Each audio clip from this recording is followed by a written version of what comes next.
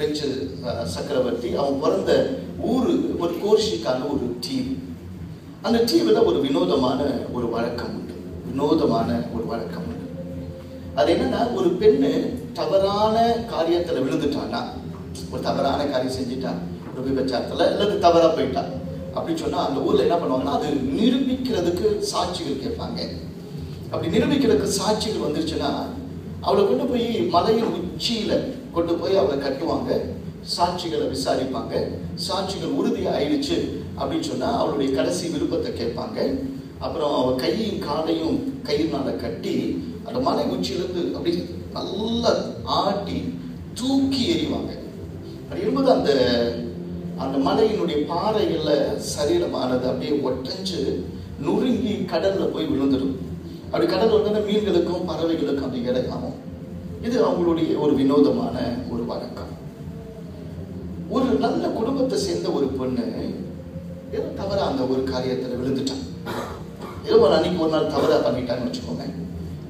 அது அவளை கொண்டாந்தாங்க, விசாரிச்சாங்க, சாட்சிகள் உறுதிப்படுத்தப்பட்டுச்சு. அவளை கட்டி வச்சாங்க. கட்டி வச்சுட்டு கடைசி அவங்க கேட்டாங்க, அம்மா நிரூபணம் ஆயிடுச்சு, நீ செஞ்ச தப்பு, அதனால உனக்கு மரண தண்டனை தான், உன்னுடைய கடைசி விருப்பம் என்ன அப்படின்னு கேட்டாங்க. நம்ம கடைசி விருப்பமாக இருந்தா உடனே எந்திரனை பார்த்துட்டு அல்லது இந்திரனை பார்த்துட்டு அப்புறமேலன்னு சொல்லியிருப்போம். ஆனால் அந்த பொண்ணு ஒரு நல்ல பொண்ணு.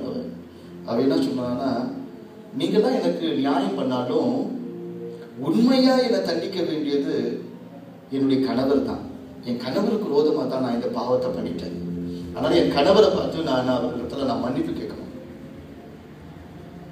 அது கேட்ட உடனே இந்த பெரியவங்களாம் சொன்னாங்க, நல்ல விருப்பமா இருக்கு. இல்லை மற்றவங்களாம் கூட அப்படி சொல்லலை, இவர் இவ்வளோ கரெக்டாக பேசுறாங்க அப்படின்னு சொல்லிட்டு, அம்மா உன் விருப்பம் நல்ல விருப்பமா அப்படின்னு சொல்லிட்டு நேராக ஒரு ஒன்று ரெண்டு பேர் பெரியவங்க அவங்களுடைய வீட்டுக்கு போனாங்க. அவன் வீட்டுக்குள்ளே இருந்துட்டு கதவு சாத்திட்டான். அவங்க எவ்வளோ கேட்டு பார்த்தாங்க, ஒரு வார்த்தை கூட அவங்க பதில் சொல்லல, கதவு மூடிட்டான். எவ்வளோ நேரம் பேசி பார்த்துட்டு வந்துட்டாங்க. அப்புறம் அந்த ஊர் இப்போ அழ ஆரம்பிச்சான். அவளை பார்த்தோன்னே, ஐயோ நல்ல பொண்ணு, இவ்வளோ பேருக்கு உதவி செஞ்சா, ஏதோ ஒரு சந்தர்ப்பத்தில் இப்படி தப்பு பண்ணிட்டாலே அப்படின்னு அவங்களும் கொஞ்சம் பெண்கள்லாம் கூட வந்து அந்த கதவை தட்டி, ஐயா நீ வந்து உனக்கு மன்னிக்கலாம் வேண்டாம் ஐயா, கொஞ்சம் வந்து நில்லு, உன் முகத்தை பார்த்தா கூட சாகுற நேரத்தில் ஒரு அமைதி கிடைக்கும்ல, நீ ஒன்றும் அன்பு காட்ட வேணாம், நீ மன்னிச்சுன்னு சொல்ல வேண்டாம், உனக்கு இவ்வளோ நல்ல ஒரு மனைவியா இருந்திருக்கிறா, கொஞ்ச காலமாக இருந்திருக்காங்க, ஒரு தப்பு தடையா பண்ணா, தயவு செஞ்சு வாங்க சொல்லி இவ்வளோ சத்தம் போட்டு கேட்டு பார்த்தாங்க. கதவு மூடுனது தான். இருட்டிடுச்சு, ரொம்ப இருட்டுனோட வேற வழியே இல்லை. அவங்க சொன்னாங்க, மலையிலேருந்து இறங்கணும், அது தீவு பகுதி இல்லை, அதனால வேற வழியே இல்லை, நீ கடவுள்கிட்ட மன்னிப்பு கேளு, கடவுள் வந்து உன்னை மன்னிச்சா மட்டும்தான், கடவுள் உன்னை மன்னிச்சா மட்டும்தான் உன்னால இந்த காரியத்தை என்ன பண்ண முடியும், மன்னிக்க முடியும், மனுஷன் மன்னிக்க மாட்டான் அப்படின்னு சொன்ன உடனே அந்த மனுஷன் அந்த அவங்கெல்லாம் என்ன பண்ணாங்க, இவளை எடுத்து இவ கையை காலையும் கையினால கட்டினாங்க. கட்டிட்டு அவங்க வழக்கத்தின்படியே 4-5 பேர் சேர்த்து அப்படி அதை ஆட்டினாங்க. ஆட்டி தூக்கி எரிஞ்சாங்க. அப்படி தூக்கி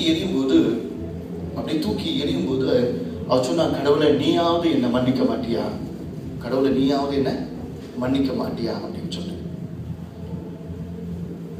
அந்த சத்தத்தை போட்டுட்டு அவ விழும்போது அவளுக்கு தெரியும், சில நொடிகள்ல அவளுடைய சரீரம் பாதைகள்ல மோதும், சுக்கு நூறா பிஞ்சு போகும், அடுத்த நொடியில நான் மரணம் அடைய போறேன் அப்படின்னு ஒரு பயம்.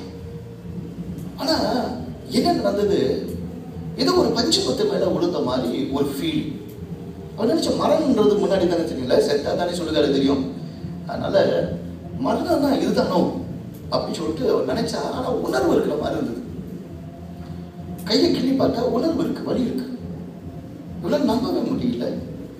கண்ணை திறந்து பார்த்தா அவ விழுற அந்த இடத்துல மீன் வலைகளை சர்க்கஸ்ல அந்த ஒரு இது ரவுண்டை கட்டி வைப்பாங்கல்ல, என்ன சொல்லுவாங்க, ரிங்னு சொல்லுவாங்கல்ல, அது மாதிரி அவ விழுற இடத்த சரியா நிதானிச்சு அந்த ராத்திரி நேரத்துல யாரோ மீன் வலைகள் அப்படி கட்டி இவளை காப்பாத்திருக்கிறாங்க.